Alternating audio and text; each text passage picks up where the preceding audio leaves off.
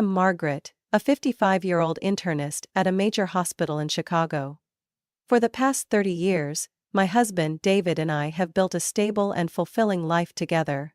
Both of us worked in the medical field, enduring long shifts that often stretched late into the night, with exhausting overnight calls that left us with nothing more than a quick kiss in passing.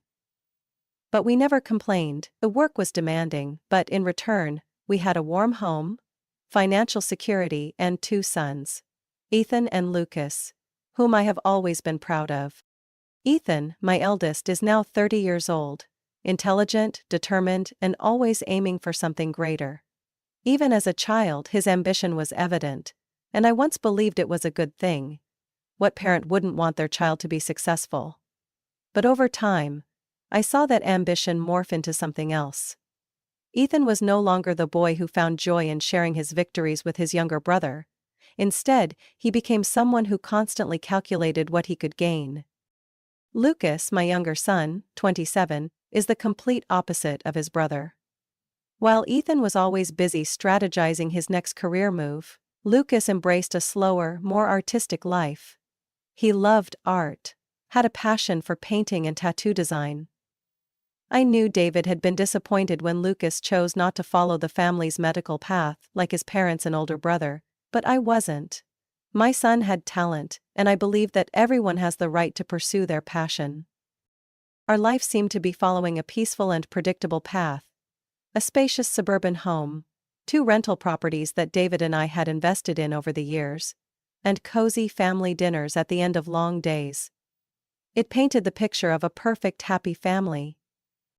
But then Amanda appeared. Amanda was Ethan's fiancée. From the first moment I met her, I felt something was off.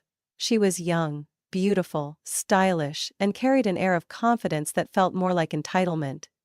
She walked into my home as if it already belonged to her, scanning every detail with sharp, calculating eyes, unable to hide her fascination with our lifestyle. "You have a lovely home," she said, her voice sweet but laced with something else. Something I couldn't quite place. "Ethan has told me so much about your family, and I have to say, I'm very impressed." I smiled politely, but inside, a quiet alarm had started ringing. I was not someone easily swayed by flattery. I had met many people in my lifetime, and I could tell the difference between genuine warmth and someone who was simply playing a game to get ahead. I should have trusted my instincts that day. But I didn't. And that was my biggest mistake. David passed away on a gloomy autumn morning. Even though I had prepared myself for it, I still couldn't accept the reality. A year of battling pancreatic cancer, enduring painful rounds of chemotherapy. Yet in the end, David couldn't win. The man with whom I had built this life, my companion for over 30 years, was now just an irreplaceable void. The days that followed were a blur, a mix of grief and responsibility. I didn't have time to fall apart. The funeral had to be arranged, legal paperwork needed to be completed, and above all, I had to stay strong for my children. Ethan and Lucas reacted to the loss in their own ways. Lucas withdrew into himself, spending hours in his room sketching vague, abstract drawings. His pain was quiet, unspoken, unassuming. Ethan, however, was different. Right after the funeral, he came to me with a stern expression. "We need to talk," he said, his voice dry. I knew this conversation was coming. I just didn't expect it to happen so soon. We sat at the dining table, a place that, just a week ago, had been the center of our family gatherings. Ethan didn't waste time, he got straight to the point. "Mom, Dad left a will, didn't he?" I set my teacup down, feeling a weight in my chest. "Yes," I answered slowly. "Your father made all the arrangements before he passed." Ethan nodded, his sharp gaze calculating. "So, how is the estate being divided?" I took a deep breath, keeping my voice steady. "All assets are in my name, as your father arranged. That includes this house, the 2 rental apartments, and all our savings." Ethan blinked, his expression shifting for a brief moment before he masked it. "Are you planning to redistribute the assets?" I had anticipated this question. Yes, I said. I want both of you to have a strong start. But this estate is the result of both your father's and my hard work. I will retain control, but I have decided that each of you will receive one of the rental apartments. Additionally, I will set aside $200,000 for each of you as a financial foundation. Ethan raised an eyebrow, his lips pressing into a thin line. So, you're keeping most of the assets? I nodded. This was your father's decision. He wanted to ensure that I wouldn't face financial hardship in the future.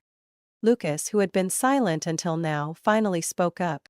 Mom is doing the right thing, Ethan. It's not like we're struggling. Ethan turned to Lucas, his frustration evident. Do you even know what the real estate market is like right now? Those apartments are worth at least $500,000 each, and she's only giving us $200,000 in cash? What about the rest of the money? A sharp pang hit my chest at my son's words. Then, I said, my voice firm. I am not only giving you anything. Your father and I worked hard for these assets, and I've thought carefully about this decision. I am not obligated to split everything immediately. His hands clenched, his face tight with disappointment. I see, he said slowly, enunciating each word. So, you want to keep control of everything. Lucas sighed. Ethan, this isn't about control. This is Dad's final wish. We should respect it. Ethan glanced at his brother before turning back to me. Fine, but I want this in writing. No one changes their mind later. I nodded. Of course. As Ethan walked away, I knew he was far from satisfied with this arrangement. And I knew this wouldn't be the end of the conflict. In fact, it was only the beginning. About 6 months after David passed away, Ethan came to visit me with Amanda. I knew this was bound to happen sooner or later. Although I had met Amanda a few times before, this was the first time she officially visited my home as Ethan's fiancée. That afternoon, I prepared tea and tidied up the living room to welcome them. Lucas was there too, but he sat quietly on the couch, occasionally glancing at his brother with a wary expression. He had never really liked Amanda, and I couldn't blame him for that. As soon as the door opened, Amanda walked in as if she owned the place. Dressed in a form-fitting designer dress, her handbag sparkling under the light, she scanned the room with a self-satisfied smile. Aunt Margaret, it's been so long, she said. Her voice so sweet, it felt insincere. I gave a polite smile. Hello, Amanda. Hello, Ethan. Have a seat. Ethan looked excited, but there was something in his eyes that made me uneasy. He wasn't just here for a visit. After some small talk, Amanda placed her teacup on the table and leaned back into the chair, as if she were completely at home. Mrs. Margaret, Ethan and I have been planning our wedding. I want it to be perfect, a truly memorable event. I nodded. A wedding is a big occasion, I understand. She flashed a bright smile before shifting her gaze to Ethan, as if prompting him to continue. We've found a really special venue for the rehearsal dinner, Ethan said carefully. It's a luxury hotel downtown. Top-tier service, beautiful ambiance. The only issue is... He hesitated, then rushed through the next part as if hoping I wouldn't dwell on it. The cost is around $35,000. I set my teacup down and stared at my son. How much? I asked, my voice calm but firm with disbelief. Amanda smiled, her tone light but unwavering. Just $35,000, Mrs. Margaret. Given the scale of our wedding, that's a perfectly reasonable amount. I looked at Ethan, hoping to see some sign that he understood how absurd this request was. But his gaze avoided mine. I took a deep breath. Ethan, I've made it clear from the beginning. I'm willing to support you and Lucas financially, but I am not a bank. $35,000 for a rehearsal dinner? That's an outrageous expense. Amanda's smile faded slightly. But you have the means, she said, her tone carrying a hint of dissatisfaction. Ethan told me you own 2 rental properties, a large home and a substantial savings account. This amount is nothing compared to your wealth. At that moment, Lucas could no longer stay silent. He raised an eyebrow and crossed his arms. Interesting. You're the one marrying my brother, yet you seem quite interested in my mother's finances. Amanda turned to Lucas, irritation flickering in her eyes, but she quickly composed herself. Lucas, you don't understand. A grand wedding isn't just about personal preference, it's about status. About respect. I clenched my hands on my lap. Amanda, Ethan, I said firmly. I have already helped you both by distributing the estate fairly, but this request? Absolutely not. I will not pay $35,000 for a rehearsal dinner. The tension in the room thickened. Ethan's brows furrowed, his lips pressed into a tight line. Amanda raised her eyebrows, her expression defiant. So, you want your son's wedding to be a mediocre event? She asked coldly. I met her gaze without hesitation. This isn't about an extravagant wedding, it's about the real value of a marriage. If a lavish party matters more than family, then perhaps you two should rethink your priorities. Amanda stood up, grabbing her handbag. If you're unwilling to support us, don't blame us for making other decisions. Ethan reached for her hand, trying to calm her down. Amanda, he murmured as if attempting to regain control of the situation. Lucas sighed and shook his head. Mom has made her decision, don't push it. Amanda stared at me for a long moment, then flicked her hair over her shoulder and turned toward the door. Ethan followed, but before leaving he looked back at me, disappointment clear in his eyes. I hope you reconsider, he said. For the sake of family. The doors slammed shut behind them. I sat there, staring at the empty space in front of me. I hadn't expected things to unfold like this. Lucas placed a reassuring hand on my shoulder and gave it a gentle squeeze. Don't worry, Mom, he said. If Ethan lets money take priority over everything else, that's not on you. I nodded, but my heart remained heavy with unease.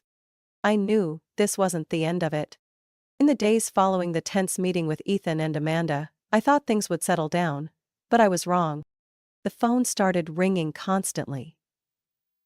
At first, Ethan spoke in a soft, persuasive tone, trying to convince me to reconsider the $35,000 for the rehearsal dinner. When I stood firm, his voice changed, becoming more urgent, more frustrated.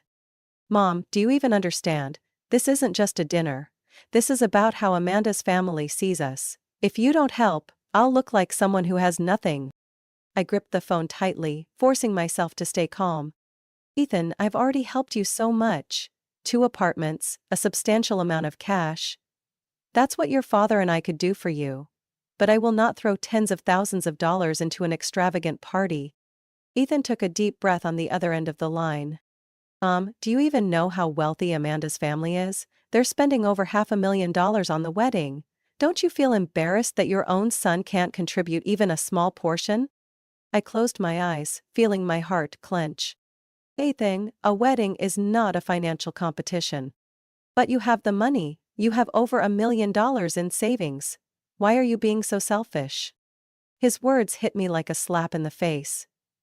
I never imagined the day would come when my own son would call me selfish just because I refused to throw money away. I tightened my grip on the phone. All right, Ethan, if that's how you see it, then there's nothing more to say. I hung up. After that call, Ethan stopped reaching out.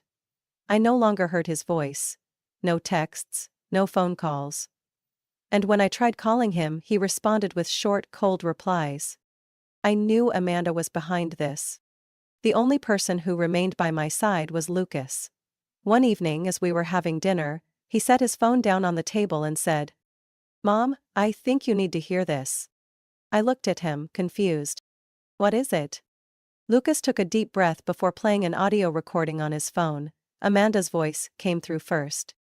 Ethan, your mom is such a stubborn old woman. But don't worry. I know how to handle people like her. A chill ran down my spine. Just keep up the pressure. If necessary, tell her you'll cut her off completely. Trust me, she won't be able to handle losing her son. Then, I heard Ethan's voice. Lower but full of agreement. Yeah, she's weak. If she doesn't give in, we just have to wait until she's old and frail. The money will come to me eventually. Heat rushed to my face. The words echoed in my head, each one like a knife piercing my heart. Lucas stopped the recording and looked at me with concern.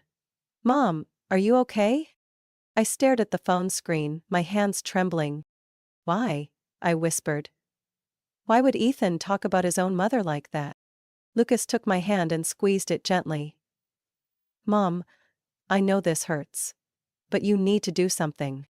I clenched my fingers, feeling the pain in my chest shift into something else. Determination. "No, Lucas," I said, my voice stronger than ever. "I won't sit back and take this anymore." I decided I wouldn't let Ethan and Amanda continue to use me. If they saw me as nothing more than a walking bank, it was time to shatter that illusion.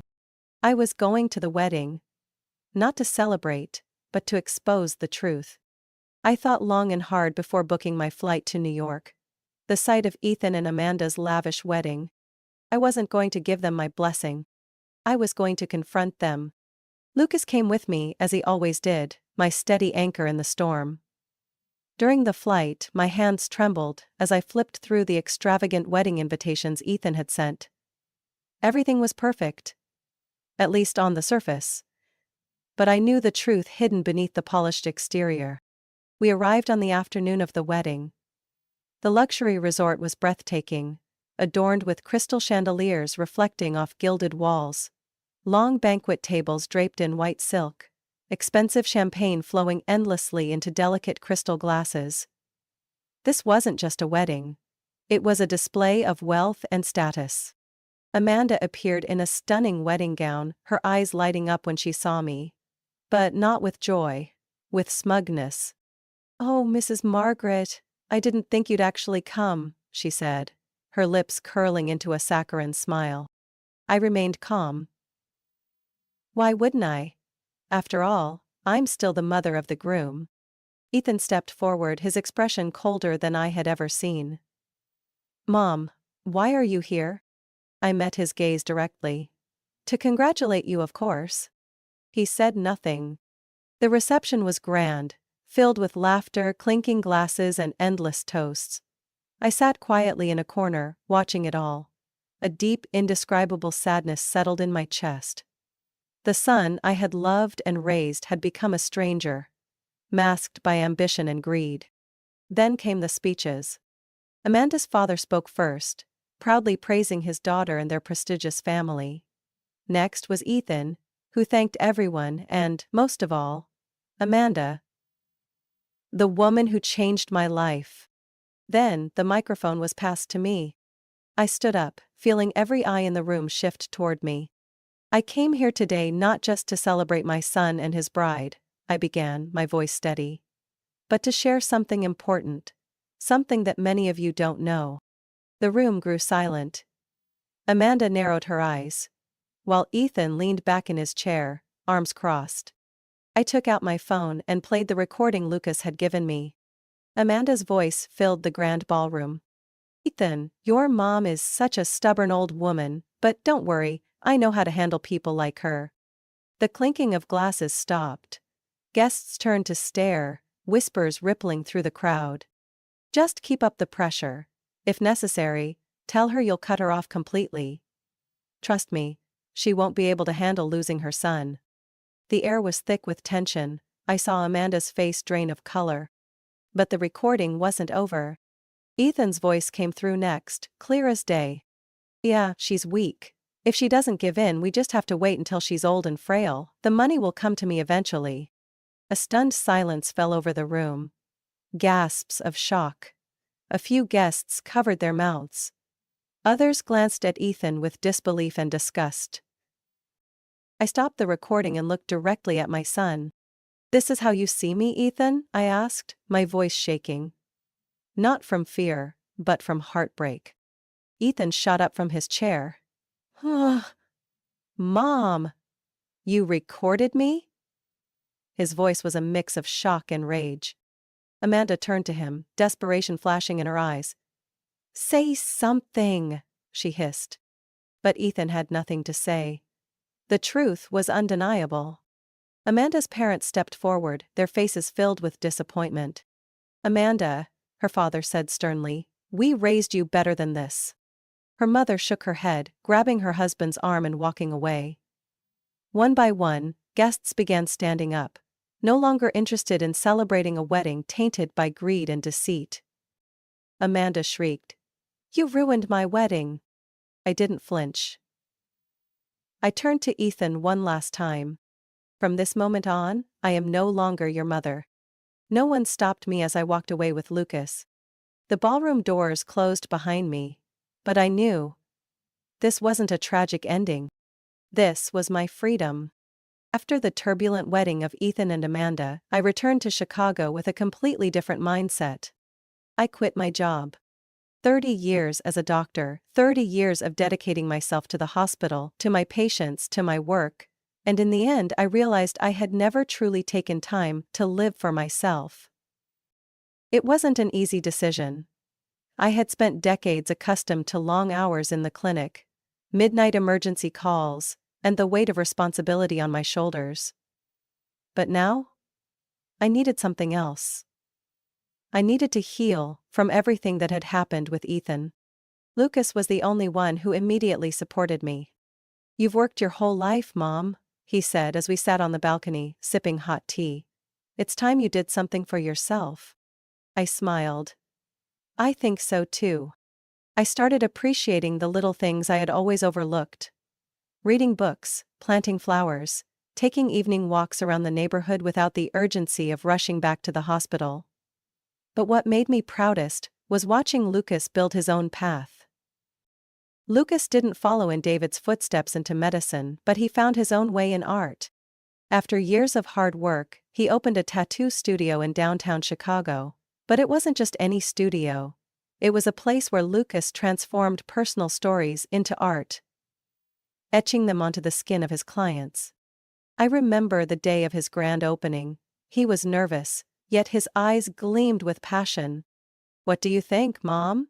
Lucas asked as we stepped into the studio for the first time. I looked around at the sketches on the walls, the young clients eagerly waiting for their turn. I think you've done an incredible job. And I truly meant it. Lucas didn't stop at just one shop. He entered art competitions, slowly making a name for himself. Before long, his work was featured in art magazines and local exhibits. As Lucas thrived, I stopped worrying about Ethan. Or at least, I tried to. But then, one day, he came back. That afternoon, I was watering my garden when the doorbell rang. I wasn't expecting anyone, but when I opened the door, there he was. Ethan. He looked worse than I had ever seen him. Wrinkled clothes, exhaustion etched into his face. The confidence, the arrogance he once carried, was gone. Can I come in? He asked, his voice hoarse. I crossed my arms, keeping my expression neutral. That's up to you. Ethan stepped inside, settling onto the couch, but he didn't speak right away. I could see the internal battle, the hesitation in his eyes. Finally, he exhaled deeply. I need help. I sat across from him, staying silent, waiting for him to continue. Amanda? His voice trembled. She always wanted more than I could give. Nothing I did was ever enough. The money I made was never enough. She wanted a bigger house, fancier cars, more vacations. I remained quiet. Ethan took a shaky breath. I did everything I could. I sold the apartment you gave me, took out loans, even maxed out my credit cards. Now I'm drowning in debt. A sharp pain stabbed my chest. So what do you want from me? I asked, my voice calm but firm. Ethan bit his lip. Can you help me? I need some money to pay off my debts, to start over. I looked directly at him. Ethan, I have helped you many times.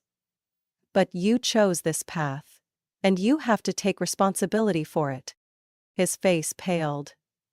You can't do this to me, I'm your son. I nodded. And because you are my son, I want you to learn the most important lesson in life. Every choice comes with a price. Ethan shot up from his seat, his eyes red with frustration. You're really going to turn me away? I held my ground. Yes. His fists clenched, and without another word, he turned and stormed out the door. I watched him leave, my heart heavy. It hurt, but I knew I had done the right thing. Lucas stepped out from the living room, arms crossed as he watched Ethan disappear down the street. You okay, Mom? I nodded. I'm okay, I said, and for the first time in years, I truly meant it. I really am. As time passed, I slowly found peace in my life again. Lucas continued growing his tattoo studio, expanding his business, and becoming one of the most well-known tattoo artists in Chicago's art scene. But what made me happiest wasn't his professional success. It was Sarah, the woman he brought home to introduce to me on a warm Sunday afternoon. Sarah was nothing like Amanda. She didn't flaunt wealth, didn't judge people by their status. From the very first moment I met her, I knew my son had found a kind and genuine woman.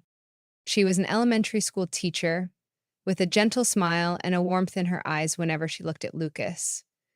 During our first dinner together, she helped set the table without being asked, laughed wholeheartedly as Lucas reminisced about his early struggles in the industry, and most importantly, she loved my son in a way every mother hopes their child will be loved. One day, Lucas came over with a mysterious grin on his face.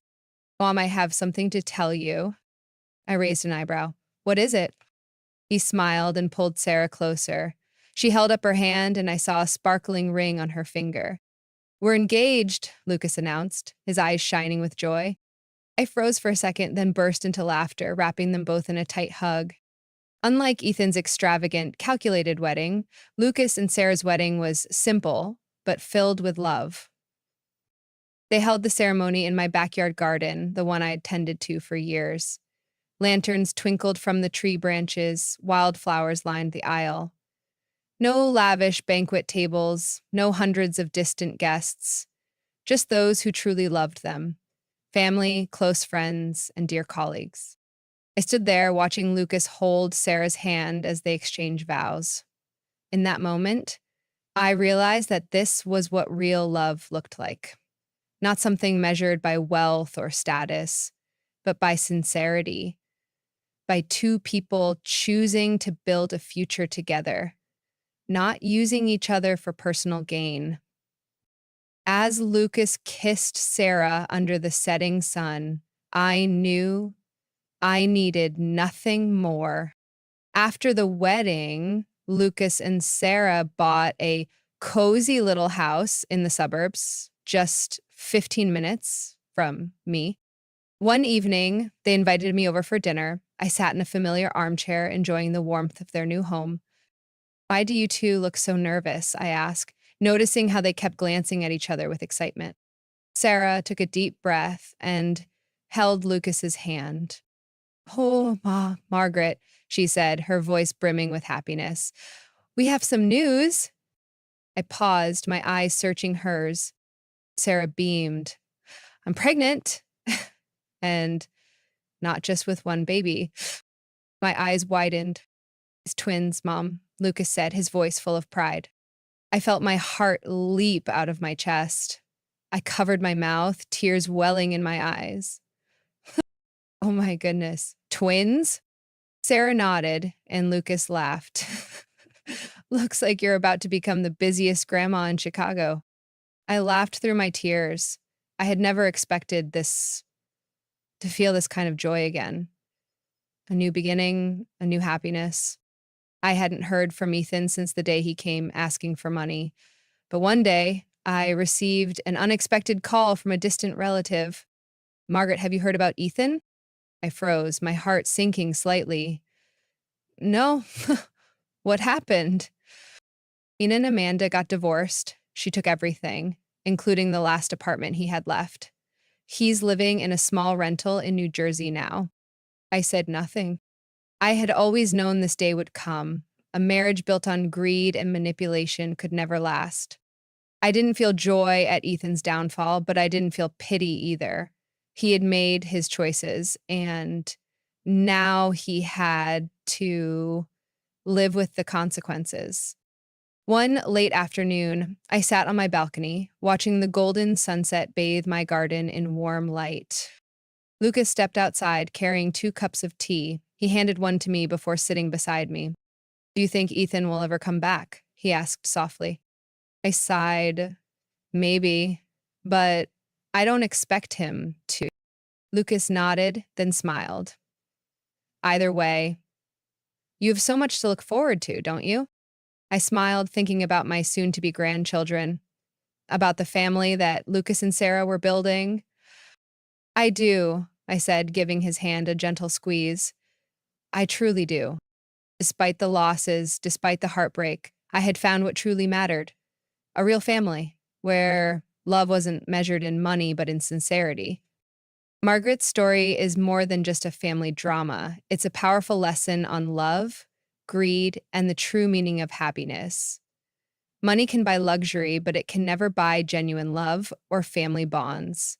Ethan chose the path of selfishness, chasing material wealth at the cost of everything else, while Lucas chose honesty, hard work, and found true happiness. Life gives us choices, but we alone are responsible for the consequences. What do you think of Margaret's story? Do you agree with her decisions? Or do you think Ethan deserves a second chance? Share your thoughts in the comments, and don't forget to follow the channel for more meaningful family stories.